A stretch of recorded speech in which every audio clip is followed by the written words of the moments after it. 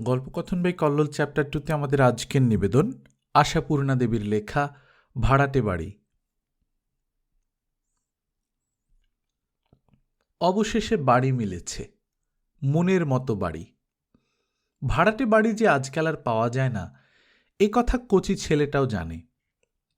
তবু দীর্ঘকাল ধরে কচি ছেলের বাড়া বায়না করে এসেছে রমলা। এই বাড়ি থেকে উঠে সে যাবেই যাবে।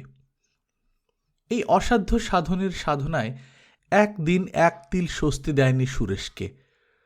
উঠতে বসতে খেতে শুতে বাড়ি বাড়ি করে পাগল করেছে তাকে। এই বাড়িটার যে কি কি অসুবিধে, এ শুনতে শুনতে মূল তালিকাটা মুখস্থ হয়ে গেছে সুরেশের। তাছাড়া ছোট ছোট অসুবিধের নতুন নতুন ফিরিস্তি রোজই প্রায় যোগ হচ্ছে। বললে কেউ বিশ্বাস করবে কিনা জানি না, গত 2 বছরের মধ্যে সুরেশ একটা ছুটির দিন একটা বন্ধুর বাড়ি বেড়াতে যায়নি, একদিন মাছ ধরতে ছোটেনি, তাস খেলেনি, দাবা খেলেনি, সিনেমা থিয়েটার দেখেনি, এমনকি দুপুরবেলা বিছানায় একটু গা গড়ায়নি। সকাল নেই, সন্ধে নেই, দুপুর নেই, শুধু বাড়ি খুঁজতে বেরিয়েছে। অর্থাৎ রমলা বার করে ছেড়েছে। রমলার কাজ হচ্ছে অবিরত খবরের কাগজের বাড়ি ভাড়ার বিজ্ঞাপন কেটে জড়ো করা আর তার নির্দেশে সুরেশকে ঠেলে ঠেলে পাঠানো। সুরেশের লাভের মধ্যে এই ছুতোয় বৃহত্তর কলিকাতার প্রায় সমস্ত পথঘাট মুখস্থ হয়ে গিয়েছে তার। কারণ বাড়ির সম্বন্ধে রমলার দিকবিদিক জ্ঞান নেই। যে কোনো দিকে হোক, বাড়ির ভালোত্বটাই তার প্রধান লক্ষ্য। ভালো বাড়ি চাই, এ বাড়ি ছেড়ে ভালো বাড়ি। বিয়ে হয়ে পর্যন্ত এই 15 বছর ধরে খাঁচার মতো এই বাড়িখানায় বাস করে এলো রমলা। জীবনের সমস্ত ভালো বয়সগুলো গেল খসে। এখনো পড়ে থাকবে এই হতচ্ছাড়া খাঁচাখানায়? কক্ষনো না।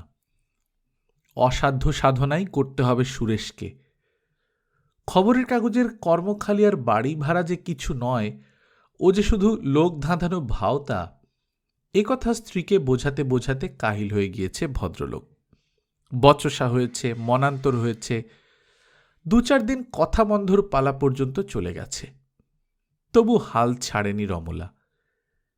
তাই না এতদিনে হালে পানি পেয়েছে। পেয়েছে মনের মতো বাড়ি, ঠিক যেমনটি খুঁজেছিল। ভাড়া অবশ্য এ বাড়ির 4 গুণ, কিন্তু কি করা যাবে, ভালো জিনিসের ভালো দাম দিতেই হয়। দেবে নাই বা কেন? এখন সুরেশের অবস্থা ফিরেছে যখন, আগে তো এত জোর করেনি রমলা। কারণ আগে সুরেশের আয় ছিল কম, দায় ছিল বেশি। এখন পালাটা উল্টেছে। এখন সুরেশের পরপর 2টি আইবুড়ো বোনের বিয়ে দিয়ে ফেলে দায়টা গেছে। কর্মজগতে এক আকস্মিক উন্নতিতে আয়টা বেড়েছে। রমলারই বা তবে দাবি বাড়বে না কেন? আজই সন্ধ্যাবেলায় যেতে হবে। আজকের দিনটা শুভ। আজ আর এক তিল সময় নেই রমলার। কত গোছ, কত ব্যবস্থা, কত আয়োজন। সুরেশের মায়ের আমলের সংসার পরে এসেছে রমলার হাতে। কতদিনের কত সঞ্চয় জমা হয়ে আছে এখানে সেখানে, ভাড়ার ঘরে, রান্নাঘরে, শোবার ঘরে, তাকে, কুলুঙ্গিতে, ঘুলঘুলির মধ্যে। জিনিসের চাইতে জঞ্জাল বেশি, আবশ্যকের চাইতে আবর্জনা। এই বাড়িতে যেসব কুলো, ডালা, ঝুড়ি, চুপড়ি, প্যাকিং কাঠের বাক্স, চটের পর্দা বেমালুম খাপ খেয়ে দিব্যি মানানসই হয়ে বাস করেছিল, তারা হঠাৎ বাস্তুহারা হয়ে পড়েছে। ওদের ত্যাগ করো, ওরা বাতিল, ওরা ও বাড়িতে অচল। আরও কতগুলো জিনিস আছে, যেমন রংচটা আসবাব, ধোঁয়া ধরা ফটো, ডালা ভাঙা ক্যাশ বাক্স। এগুলো নিয়ে যে কি করবে সেই সমস্যা। এই সবই কি চালানো যাবে ও বাড়িতে?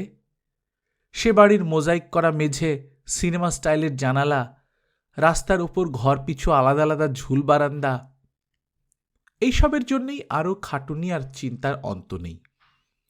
ভাবি বাড়ির জানলা দরজার জন্যে অনেকদিন থেকে বাহারি বাহারি পর্দা করে রেখেছে রমলা, বাহারি টেবিল ঢাকা। কিন্তু আসবাবপত্র তো সত্যি কিনে রাখতে পারেনি এক সেট। যাক, আস্তে আস্তে সবই কিনবে। ঘোড়া যখন হয়েছে চাবুকও হবে। এখন শুধু বর্জনের নির্বাচন। সকালবেলাটা আবার ছোট ননদ এসে খানিকটা সময় খরচ করিয়ে দিয়ে গেল। কাছেই থাকে, পাড়ার মধ্যেই শ্বশুরবাড়ি, ইচ্ছে হলেই বেড়াতে আসে। এরা দূরে চলে যাচ্ছে বলে ম্রিয়মান মুখে দেখা করতে এলো। ম্রিয়মান হবে বই কি, মস্ত একটা সুখ চলে গেল তো ওর। মন কেমন করলেই বাপের বাড়ি বেড়াতে আসতে পাওয়াটা কি সোজা সুখ? ওর ধরন ধারণ দেখে রমলা মনে একটু রাগ আনতে চেষ্টা করলে। ভাবলে, জগৎটা কি স্বার্থপর! এই যে আমরা এখানে কত কষ্ট পোহাচ্ছিলাম, এখন কত ভালো বাড়িতে থাকতে যাচ্ছি, তা একটু আনন্দ নেই। নিজের সুবিধেটুকু চলে যাচ্ছে, সেই দুঃখেই কাতর। কেন রে বাপু, রমলারা তোর কলকাতা ছেড়ে চলে যাচ্ছে না? পায়ে হেঁটে আসতিস, না হয় দুয়ানা ট্রাম ভাড়া খরচা করে যাবি। কিন্তু রাগটায় তেমন জোর পেল না। সেই যে মেয়েটা খাবার টাবার সব ঠেলে সরিয়ে রেখে শুধু এক পেলা চা খেয়ে কেমন যেন শুকনো শুকনো মুখে উঠে গেল, সেই মুখটা যেন কিছুতেই চোখের সামনে থেকে সরতে চাইছে না। শাশুড়ি মারা যাবার সময় নেহাত ছেলে মানুষ ছিল মেয়েটা। রমলাকে অনেক আবদার পোহাতে হয়েছে ওর। এই তো সবে 2 বছর বিয়ে হয়েছে। যাবার সময় এঘর ওঘর ঘুরে গেল। ফেলে যাওয়া জঞ্জালের স্তূপ থেকে বেছে বেছে নিজের ছেলেবেলাকার তুচ্ছ কি দু একটা সঞ্চয় নিল আঁচলে বেঁধে। আরও কিছু যেন খুঁজে খুঁজে বেড়াল। দেখে একটু হাসি পাচ্ছিল রমলার। নে বাপু, যা খুশি। রমলার অত ছোট দিকে নজর নেই। শেষে পরে হেঁট হয়ে নমস্কার করল রমলাকে, আর ফিকে হাসি হেসে বলে গেল, আমার বিয়ের বসুধারাটা রয়ে গেল এই বাড়ির দেয়ালে। ওকে বিদায় দিয়ে অনেকক্ষণ খোলা দরজাটায় দাঁড়িয়ে থাকল রমলা, পথের দিকে তাকিয়ে। ছেলেরা স্কুলে গেছে, সুরেশ অফিসে। ছোট ছেলে মেয়ে দুটো কেঁদে কেঁদে অসময়ে ঘুমিয়ে পড়েছে। থাকবার মধ্যে রমলা তো একাই রয়েছে শুধু, থাকলই না হয় দুদণ্ড দাঁড়িয়ে। একটু পরেই মনে পড়ে গেল কাজের পাহাড় আছে পড়ে, অলসতার সময় নেই, ছেলে মেয়ে উঠে পড়লে রক্ষে নেই। ও বাড়িতে গিয়েই ছোট ননদটিকে নিয়ে গিয়ে 2-4 দিন রাখবে, এই সাধু সংকল্প করে জোর তলবে কাজে লেগে গেল রমলা। আচ্ছা, ওর তো বাপু ভালোই হলো। পাড়ায় শ্বশুরবাড়ি হয়ে বাপের বাড়ি এসে থাকার ব্যাপারটা তো মোটেই ছিল না। বেরিয়ে চলে যেত, এ তো তবু 2-5 দিন থাকা হবে। না না, এ বেশ ভালোই হয়েছে। বসুধারার কথায় ভাড়ার ঘরে ঢুকে নতুন করে চোখ পড়ল ভুলে যাওয়া দেওয়ালের দিকে। ভুলে যাবারই কথা। ধোঁয়ায় ধুলোয় কুৎসিত বিবর্ণ ওই দেয়ালগুলোকে দেওয়াল বলে মনেই হয় না। পথ আর ঘর, এই দুটোকে আলাদা করবার একটা আড়াল মাত্র। বসুধারা একটা কেন, গোটা 3-4ই তো রয়েছে। সদ্য টাটকা ধারাটা এই ছোট ননদের বিয়ের, তার আগেরটা মেজ ননদের। সব থেকে পুরনো ওই মেটে বিবর্ণ দাগটা তো শুনেছে সুরেশেরই বিয়ের নান্দি মুখের। আর কোণের দেওয়ালের ওটা, ওটা বিয়ের নয়, অন্নপ্রাশনের। বসুধারা চিহ্নটা রয়েছে, আর কিছু না। এটা রয়েছে অথচ কোনোদিন লক্ষ্য পড়েনি রমলার। সারাবেলা ভাড়ার ঘরে বসে কাজ করেছে কতদিন, তবুও না। কিন্তু দেওয়ালের এই চিহ্নটা ছাড়া আর কোথাও কোনো চিহ্নই তো নেই। কি করিবা থাকবে? 12-13 বছর ধরে একটা 7 মাসের ক্ষুদ্র শিশুর কোন চিহ্নটুকুই বা জিয়ে রাখতে পারে মানুষ? তারপরে আরও 2-4টি সন্তান যার কোলে এসেছে। মুখে ভাত খাওয়া বাসনগুলো তাই কবে কখন ভেঙে চুরে ক্ষয়ে হারিয়ে নিশ্চিহ্ন হয়ে গেছে। রয়েছে শুধু মেটে সিঁদুর গোলা এই অনুজ্জ্বল চিহ্নটা। ছোট্ট টোপর পরা ছোট্ট মুখটা মনে করতে চেষ্টা করলে রমলা, পারল না। টোপরটা মনে পড়ল, মুখটা মনে পড়ল না। রমলার প্রথম সন্তানের কোনো চিহ্ন কোথাও নেই, রমলার মনেও নয়।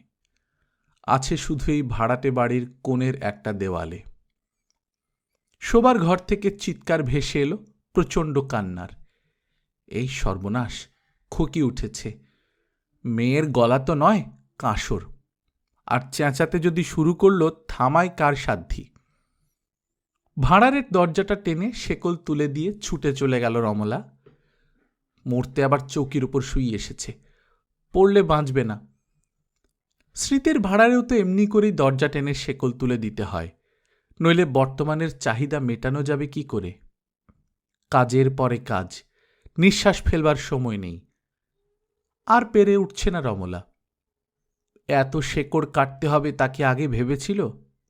জোর গলায় সুরেশকে বলেছিল, তোমাকে কিছু করতে হবে না, সব আমি করব, তুমি ও বাড়ি গিয়েই পিঁড়ি পেতে খেতে বসতে পারবে। টিফিন ক্যারিয়ারে লুচি তরকারি ভরে নেবার মতলবটা আর ফাঁস করেনি।